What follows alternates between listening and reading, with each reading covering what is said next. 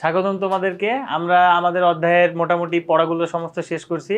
So এই পর্যায়ে আমরা জাস্ট একটু গুরুত্বপূর্ণ সংজ্ঞাসমূহ একটু দেখি, আমাদের এই অধ্যায়ে আসলে কি কি পড়লাম অ্যাট এ গ্লান্স, আমরা সেই জিনিসগুলো একটু দেখি।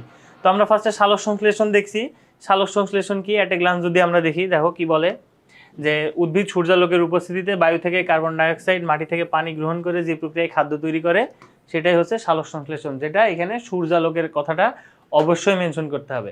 এরপর আমরা শ্বসন দেখছি, যে জৈব প্রক্রিয়ায় খাদ্যবস্তুকে বায়ুর অক্সিজেনের সাথে জারিত করে শক্তিকে ব্যবহারযোগ্য শক্তিতে রূপান্তর করা হয় এবং কার্বন ডাইঅক্সাইড নিঃসরণ হয়, তাকে শ্বসন বলে। আমরা শ্বসনেরও দুইটা টার্ম পড়ে আসছি, অন্তঃশ্বসন, বহিঃশ্বসন।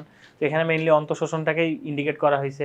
শ্বাসকার্য কি, এটা আমরা অলরেডি জানি। আমাদের শ্বসনতন্ত্র, যেই সমস্ত অঙ্গ প্রত্যঙ্গগুলো আমাদের শ্বসনের সাথে জড়িত তাদেরকে আমরা শ্বসনতন্ত্র বলি।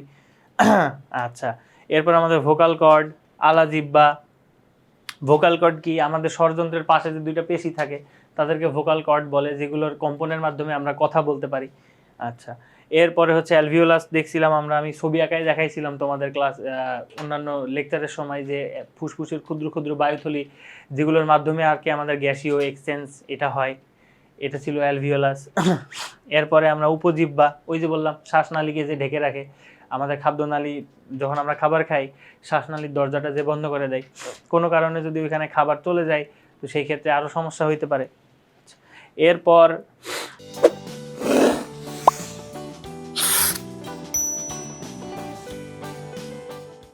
এরপর আমরা শ্বাসনালী বা ট্রাকিয়া দেখলাম, এটা নিয়েও আমরা কথা বলছি, যে আমাদের যে শ্বাসনালী যেটা হচ্ছে তরুণাস্থি নির্মিত, যার মাধ্যমে আর কি বাতাসটা সুন্দরভাবে আমাদের ফুসফুস পর্যন্ত পৌঁছায়।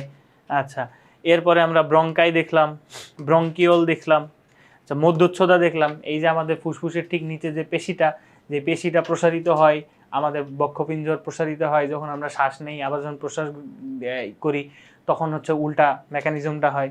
আচ্ছা, এই যে আবার সেই অন্তঃশ্বসন এবং বহিঃশ্বসন, এটা নিয়ে আশা করি আর বলা লাগবে না।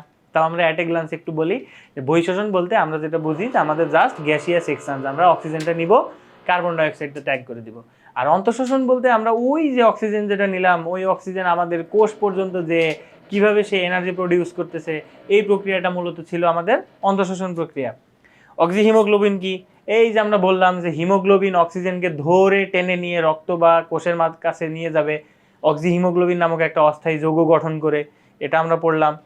লাস্ট আমরা একটা ডিজিজ, সেটা হচ্ছে ব্রঙ্কাইটিস। ব্রঙ্কাইটিস কি, আমাদের শ্বাসনালীর ভিতরে যে প্রদাহটা হয় সেটাকে আমরা ব্রঙ্কাইটিস বলি।